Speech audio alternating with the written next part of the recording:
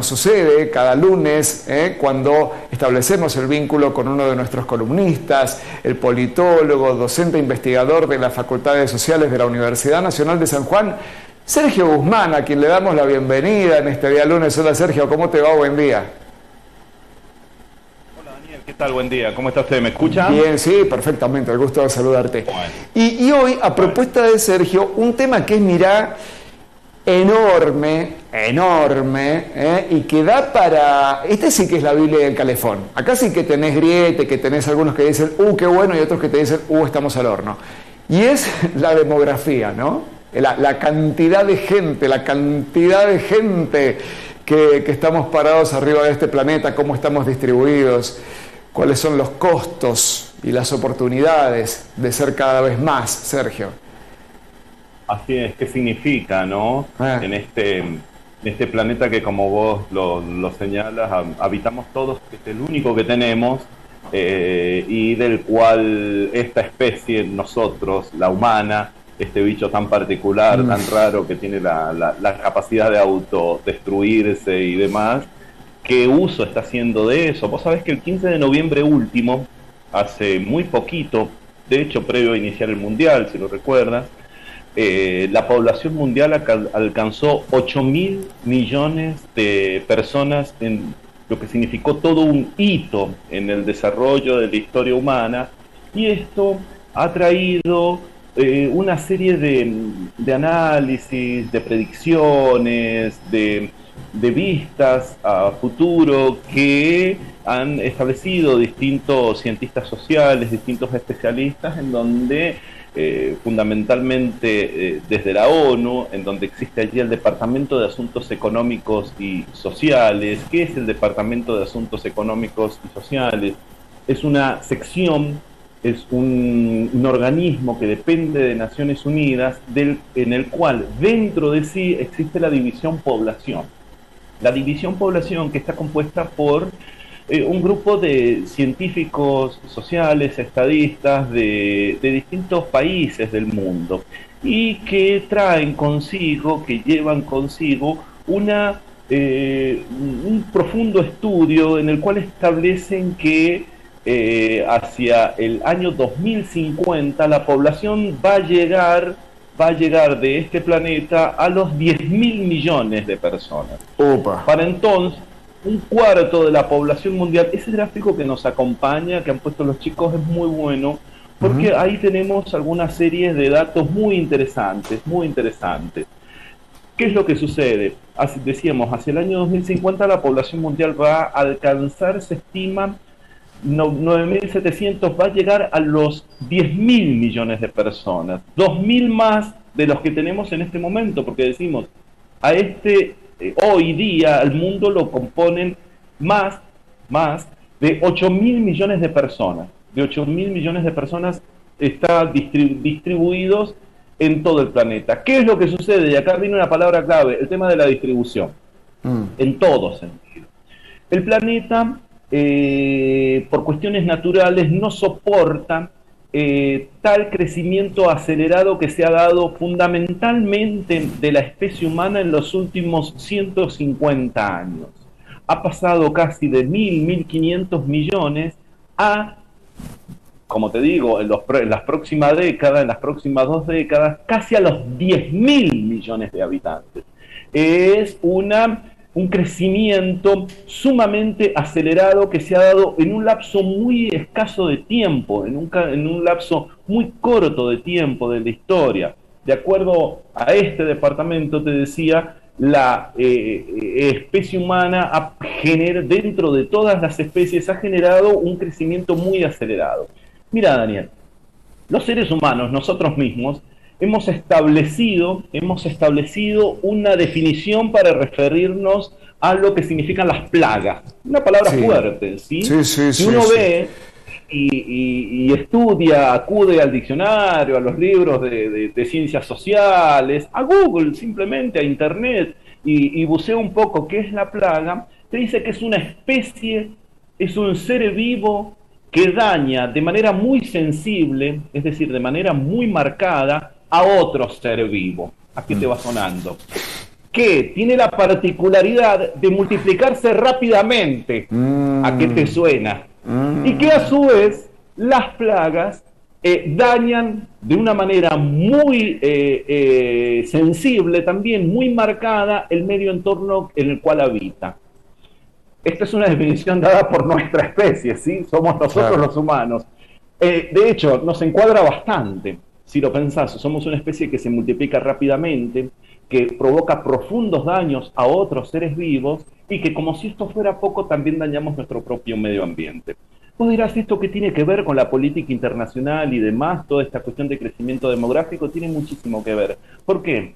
Porque hasta el año que ha finalizado, el 2022, el país más poblado del mundo ha sido, y lo sabemos tradicionalmente, China, con 1.450, casi 1.500 millones de habitantes.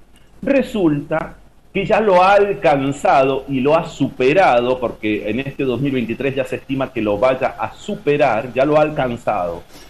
La India, nada más y nada menos que la India, con casi ya 1.500 millones de personas. Es decir, estos dos países reúnen más población proporcionalmente que todo el resto del mundo. ¿Qué significa esto en términos internacionales? Que la India, por ejemplo, tiene serias pretensiones de reclamar ante Naciones Unidas un rol y un papel permanente dentro del Consejo de Seguridad. Mirá qué interesante. Las poblaciones significan un atributo de poder para todos los países. Si nosotros hacemos un repaso, las potencias del mundo son potencias porque son países muy poblados, entre otros atributos que tienen, Pero las potencias residen en su poder en la cuantía, en la cantidad de población que tienen. Esto es muy importante. ¿Por qué? Porque las potencias a esto lo tienen claro y lo saben. ¿Qué es lo que desencadena? Algunas potencias, fundamentalmente las europeas, están muy preocupadas con esta situación. Porque Europa, por ejemplo, es un continente que de a poco se va avejentando, y que se entienda esta expresión. ¿Sí? Tiene una población económicamente activa cada vez menor y tiene una población ya en edad de retiro, en edad previsional, en edad de jubilarse, cada vez mayor. Por eso la cuestión de situaciones como en Francia, por ejemplo, en donde se pretende ampliar la edad jubilatoria. Es un tema interno que tiene el presidente Macron en este momento sumamente delicado. Es decir, las potencias saben esto. ¿Qué es lo que está sucediendo? Este departamento estima, que te decía recién, que se llama DESA, el Departamento de Asuntos Económicos y Sociales y la División Población de Naciones Unidas, estima que ahora lo que se va a producir es un amesetamiento, no va a seguir de un modo acelerado, se va a producir una desaceleración del crecimiento de la población a nivel mundial. ¿Y esto qué trae a colación? Que han advertido que hay países en donde sí efectivamente hay una tasa alta de natalidad o de fecundidad, como lo expresan ellos, y esto ¿qué sucede? Que esta tasa se da precisamente en los países que no son potencias, en los países más pobres, en los países más escasamente desarrollados, menos desarrollados, para decirlo así. Estos países se dan fundamentalmente en el África subsahariana. Por ese gráfico que nos estaba acompañando recién, en donde tenía una marcada señalización, si fíjate, los colores más oscuros, Daniel, el verde, este verde azulado, sí, son los colores en donde más crecerá la población en las próximas 3 décadas. Y fíjate dónde están ubicados. Están ubicados en África, precisamente. África es el continente más pobre. América Latina es el continente más desigual, que es otro tema que también en alguna ocasión podemos conversarlo.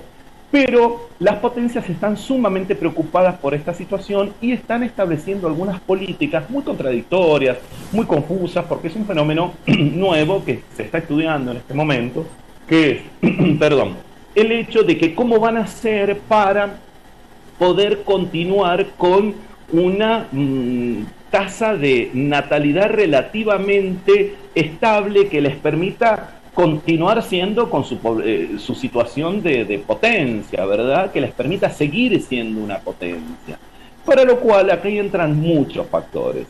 Ingresan las cuestiones económicas, las cuestiones que tienen que ver con las migraciones, y las potencias tienen una gran responsabilidad en esto. Este fin de semana, sin ir más lejos, el presidente Macron ha estado haciendo una gira por muchos de estos países africanos, del centro de África, Congo, Tanzania, etcétera. El Congo concretamente ha dicho que sus problemas de seguridad o sus problemas sociales son problemas de ellos, que Francia no tiene nada que ver, cuando Francia ha sido la potencia colonial que ha expoliado este continente junto con sus vecinos ingleses.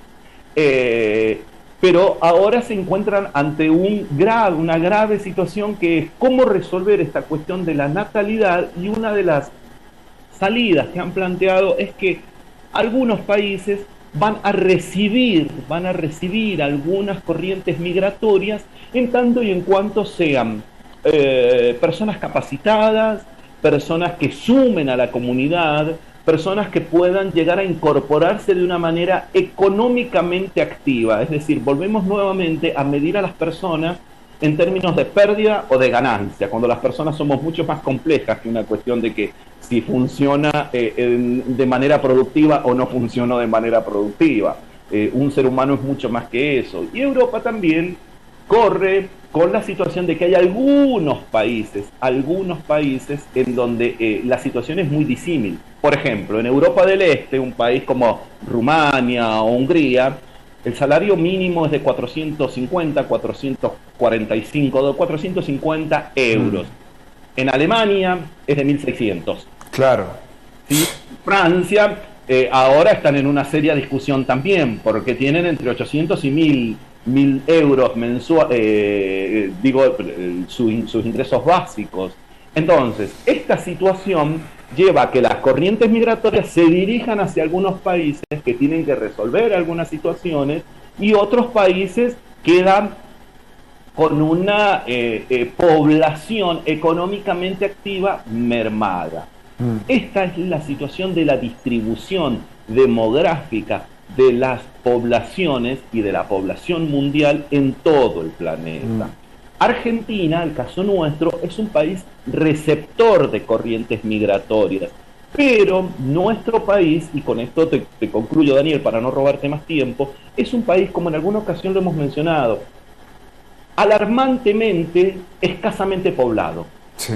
Porque para la extensión territorial que tiene la República Argentina, es un país que tiene grandes centros demográficos, como los que sabemos, Córdoba, Rosario, Buenos Aires, en una tasa media Mendoza o Tucumán, pero el resto del país tenés extensas áreas territoriales escasamente pobladas. Y como lo que habíamos dicho recién, la población es un atributo de poder. Y la población es totalmente determinante a la hora de pesar el desarrollo de un país. Por eso la importancia de los censos, por eso la sorpresa también para algunos, particularmente para mí ha sido una sorpresa lo escasamente poblado que ha resultado, los números que ha arrojado el último censo en nuestro país. No llegamos a los 50 millones de personas. Somos la octava nación en extensión territorial del planeta.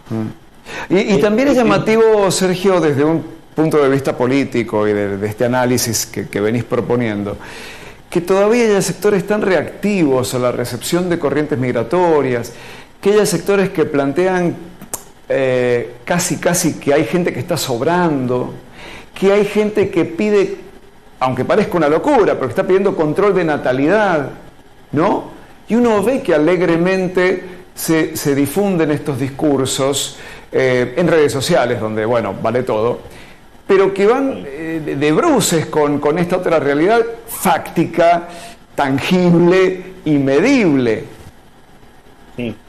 Sí, sucede que en realidad se mezclan muchos factores, porque ya desde los años 60 en adelante, con la famosa píldora, lo recuerda, que le brinda autonomía y libertad a las mujeres para poder decidir, que es un avance social muy interesante, perdón, muy importante, discúlpame por favor, esta situación es un factor que también se suma al análisis, porque es verdad que existe una visión que establece que las damas, las mujeres, tienen una libertad sobre su cuerpo y demás, pero lo que tiene que primar, entiendo yo también, es una política por parte del Estado de estímulo a esto. Los jóvenes en Argentina, por ejemplo, las familias, las parejas que deciden tener un hijo en este sentido, se ha reducido muy, pero muy Sí. por debajo de la media de la media histórica. Era entre 4 y 5 la familia tradicional, te estoy diciendo hace 5 décadas, hace más de medio siglo. Hoy 1,5. Estamos hablando de personas. No superan los 2 hijos, a eso me refiero. Claro. Existe otro tipo de planificación familiar. Sí, Por sí. eso decimos que la situación es compleja y es multicausal. Sí, sí. Son muchos los factores que intervienen en esto. Es cierto que hay que tener muchísimo, todo el respeto, no muchísimo, hacia cuestiones y a los movimientos sociales que establecen rígidamente alguna cuestión de planificación familiar, Sí. pero también es necesario, nosotros necesitamos personas. Y vos lo habías mencionado, Daniel, el factor, por ejemplo, de la movilidad, tanto interna como de personas que arriban a nuestro país, es un tema y es un tópico muy interesante y es muy importante. Y hay que, esto como digo siempre también corre por mi cuenta, terminar con esa idea de que todo aquel que viene de afuera viene a quitarme mi trabajo. Claro. No, viene a multiplicar, Viene a sumar, agrandar la torta, fuerza todo lo contrario, productiva. viene a agrandar la torta. Claro. Claro. El problema, volvemos, mira, al principio de nuestra charla. Entonces, el problema no es que no haya riqueza. El problema lo que hay es una distribución, un problema Sí. de distribución de los recursos. Es un problema de distribución de la riqueza. Y eso tiene que ver con políticas concretamente estatales. Nosotros, Sí. habíamos dicho recién, África es el continente más pobre por una cuestión de desarrollo, no por una cuestión de recursos. No. América Latina es el continente más desigual en este sentido. Sergio, un placer como siempre, ¿eh? Muchas gracias. No, gracias a vos y les mando un saludo a todos.